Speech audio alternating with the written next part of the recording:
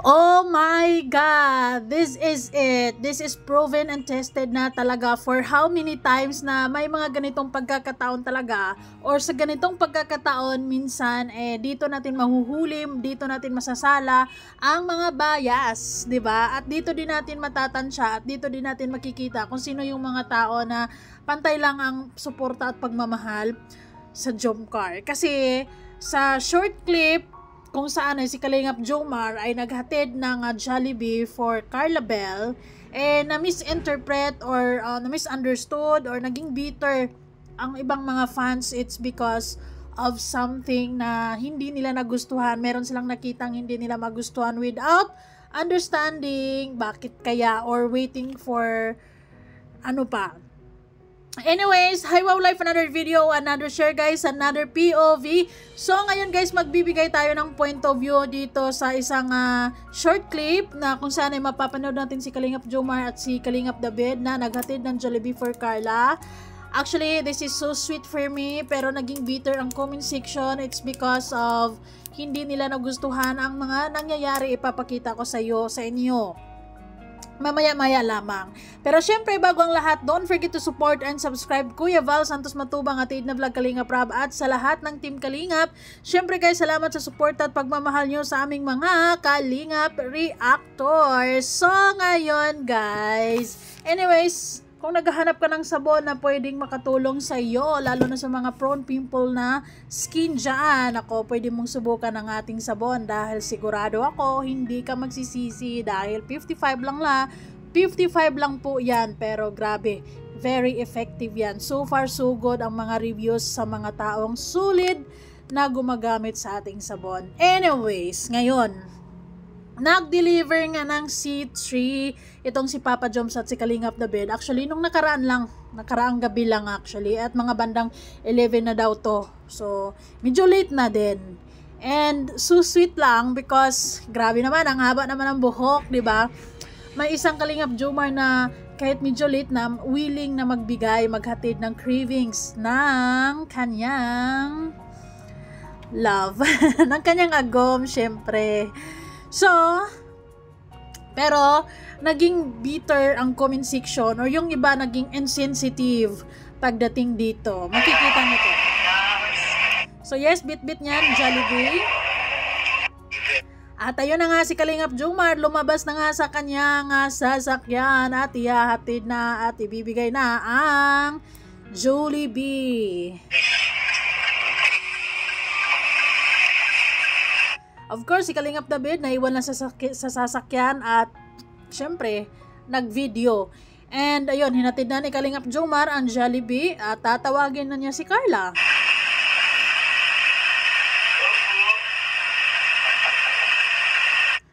Yung sweet naman. Ano yan, Kalingap Jomar? Panunuyo ba yan?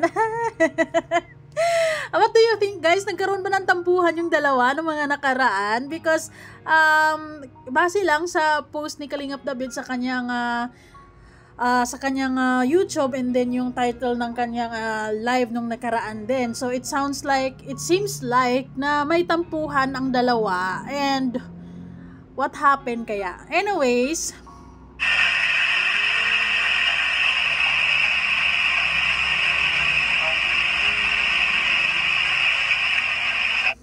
grabe naman yan. Dala-dala Jollibee, sana all.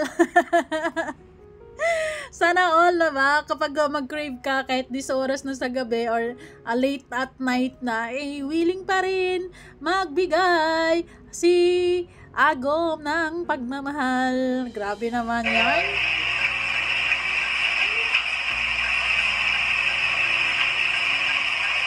So nakapasok na ang person. Actually, shoutout kay Ate Igorotang Probinsyana. Last night pa ay may post siya na naghatid nga daw si Kalingap Jomar ng C3 kay Carla. So, wow, naisip ko, wow, I hope may video. And then kinabukasan ito na nga yung video. And then sa comment section makikita nyo na sobrang naging insensitive yung mga tao, and makikita mo sa kanila na sobrang bias naman nila because sobrang judgmental talaga ng mga person ngayon.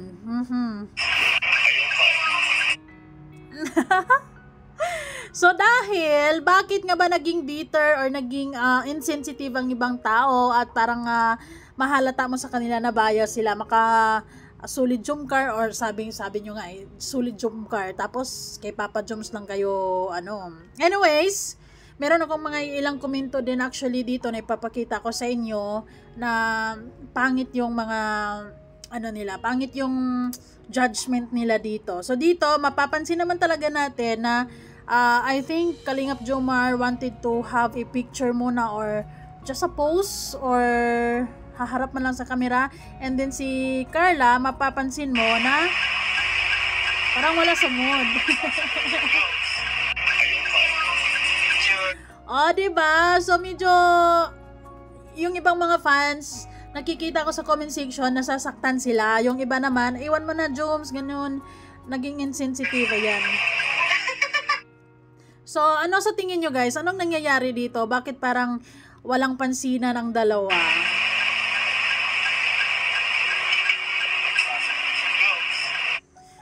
Siguro, gusto ko sanang intindihin yung mga bias, yung mga nagsasabi ng hindi maganda kay Carla. Pero, sana, dapat? Balance lang ba? Kasi hindi man natin alam kung ano ang nangyayari dyan. Baka nga meron silang tampuhan. Normal lang naman yan sa lahat ng sa lahat ng relasyon, di ba? As you can see, kitang-kita naman sa video na si Carla is hindi niya pinansin si Papa Joms. Kaya naging bitter yung mga others. Yung mga ibang madlang people, hindi nila naintindihan at siguro baka nasaktan sila, nakisyo daw nag-effort na daw si Kalingap Jomar late at night actually, bandang 11, di bali na kung anong oras, basta naghatid siya ng Jollibee. So maybe since out of na-miss na din natin yung Jomcar, sana man lang nagkaroon sila ng a little bit of sweetness dyan. Pero kung mapapansin nyo, si Bibi Carla is lumagpas lang at hindi nga sila naganuhan. Pero si Kalingap Jomar, no worries, he's still smiling and lumakad na lang din siya, tumuwi na.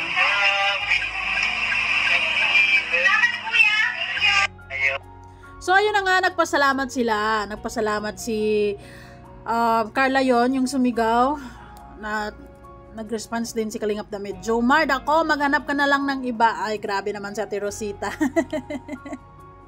Nag-reply syempre si Ate Venus. Ikaw kuno, pangitaon niya te, hindi sa mangita uban, sobra nagali sa imo kamal.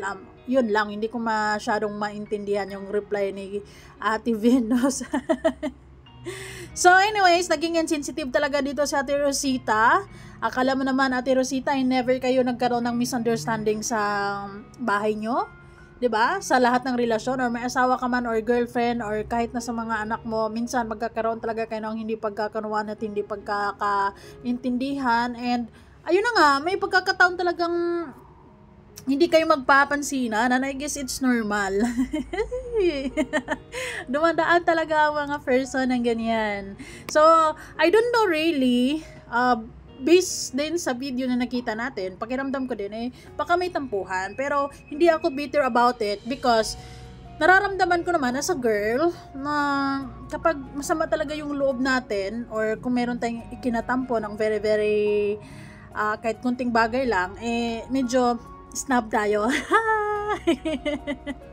This is just only my point of view out of sa video na nakita natin, but I'm not saying na this and that, ganito si Carla, ganyan si Carla, because as much as possible gusto kong intindihin ang mga nangyayari because it was just only a short video lang din naman, 'di ba? So sana kung solid Jomcar ka, balansihin mo ang mga bagay-bagay. Pero syempre, hindi mo natin maiwasan na may mga bias talaga, may mga makapapa Joms lang, katulad ni Ate Rosita, na konting ganyan.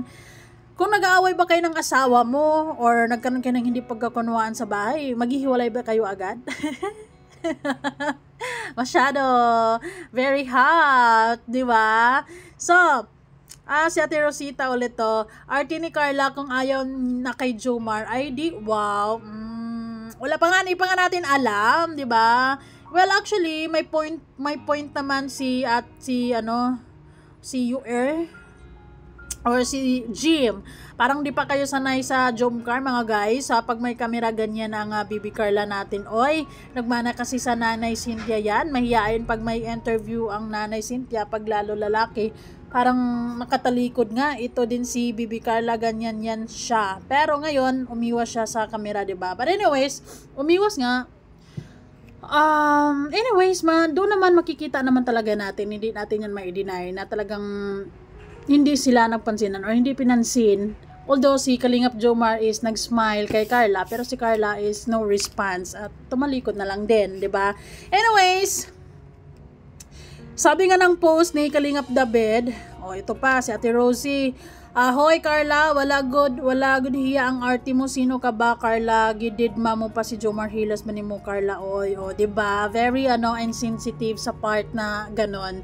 Never ba kayong nagkaroon ng misunderstanding sa bahay nyo or sa mga partners nyo? Kapag ba nagkaroon kayo ng misunderstanding or hindi pagkakunawaan sa partners nyo, ano bang ginagawa usually? 'Di ba snub talaga ang isa't isa? Well, sa lalaki kasi, mostly sa mga lalaki, lalo na kapag mahaba ang pasensya, I believe also na si Kalingap Jomar, merong mahabang pasensya. Sila talaga yung kahit na nagkatampuhan, sila talaga yung mag-approach or hindi na lalaki ang away, 'di ba? Parang example ko na lang si Wow Life, 'di ba? Minsan pag meron kaming hindi pagkakaunawaan, buisit ako sa kanya, ganon. Ang ginagawa niya, parang wala lang. Tumatawag yung ngumingiti, pero ako syempre ganun parang diba may mga ganun talagang momentum, ganyan, normal lang talaga yan sa samahan, nagkakaroon kayo ng hisnaban, pero ang hindi na normal, Ate Rosie, kung magsiraan na, diba?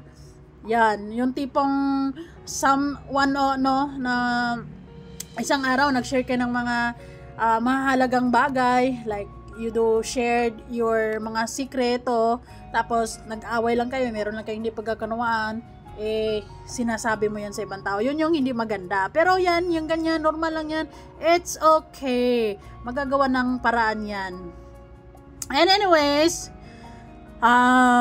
napagtanto ko na baka nga, kasi one day ago, or 2 days ago actually, si Kalingap David ay may post siya, sana wala nang tampuhan para happy-happy na lang tayong lahat. So what does it mean? So it means baka may tampuhan ng dalawa. So for me, wala namang problema, normal lang naman. Kahit sino naman nagkakaroon ng tampuhan, 'di ba? It's normal for a healthy relationship na magkaroon ng tampuhan. After tampuhan, andon yung realizations, andon yung mga adjustments, at mas lalo mong ma-appreciate yung tao actually. So nod, kasi hindi naman normal ang isang relasyon kung walang tampuhan, no? So sa live din ni Kalingap David, okay na guys, napagbati ko na sila, hopefully. So, ayon sa mga chismis, sa mga nababasa ko din sa comment section na merong shoot ang Jomcar today. So, maybe later mapapanood natin sila. Hopefully is naayos na nila kung ano mang hindi pagkakunawaan. Kung meron man silang hindi pagkakaintindihan, hopefully napag-usapan na or nagawa na ng paraan, 'di ba? Well, sa tingin ko naman kay Papa Joms, sa pagkatao niya, napapansin ko sa kanya, siya yung tipong tao na kapag may tampuhan, lalo na when it comes to Carla, is mahaba yung pasensya niya. 'Di ba? So, for me, wala akong problema doon sa video na to. Sa video na yon, yung na yon. Wala akong bitter na sasabihin kay Carla, wala akong judgment about if it's true na meron silang tampuhan. It's normal, and I believe dahil sa mahal naman nila yung isa't isa, sigurado ako na aayusin naman nila yan, pag-uusapan nila yan.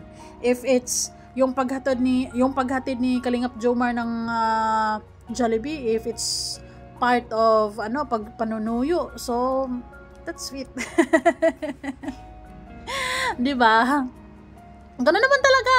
That's reality in life, 'di ba? 'Yun ang realidad sa buhay. Tayong mga babae talaga minsan medyo talaga tayo kapag merong hindi pagkakunawaan, kung masama yung loob natin, talagang isnab talaga tayo. Alangan naman ngingiti ka lang kahit wala ka sa mood, kahit na basta naintindihan ko si Carla. 'Diba? If Kalingap David saying here was true na may tampuhan, so on and so forth, so it's normal response sa isang babae kung may tampuhan, talagang snap ka. Well, anyways, it depends kay Kalingap Jomar kung anong gagawin niyang paraan para magiging maayos ang mga bagay-bagay. So, ayan lamang guys. Salamat sa suporta at pagmamahal. Kayo, anong masasabi nyo sa ano na yun, sa video na yun? Tingin nyo ba may tampuhan ba talaga? Or kung ano man. Pero ako naman, para sa akin, may tampuhan man or wala, wala man akong problema. Kasi alam ko, sigurado ako na maayos at ayusin nila yan. Pag-usapan nila yan, 'di ba? Normal lang naman ang tampuhan. Sino bang hindi nakaranas ng tampuhan? Meron talagang arguments, meron talagang misunderstanding, and actually it makes a relationship mas stronger pa kapag magkaroon kayo ng mga ganitong pag-aaway or ganitong hindi pagkakunawaan, because of course after that you will realize and even more sensitive next time na ganito pala, kanasama pala yung loob niya, gano'n, di ba? May mga adjustments. Anyways, ayun. Salamat guys sa suporta at pagmamahal. I hope Carla and Papa Joms is okay. And mamaya na talaga ang Jomcar. So, ayun guys, and congratulations sa Jomcar dahil 1 million na ang part 79. Kaya, susunod na ang kanilang part 80. Thank you guys so much. Bye-bye. Malalaman natin yan mamaya kung ano ba talaga ang mga kaganapan. Pwede naman nilang i-reveal sa video or naayos na before the shoot. Thank you guys.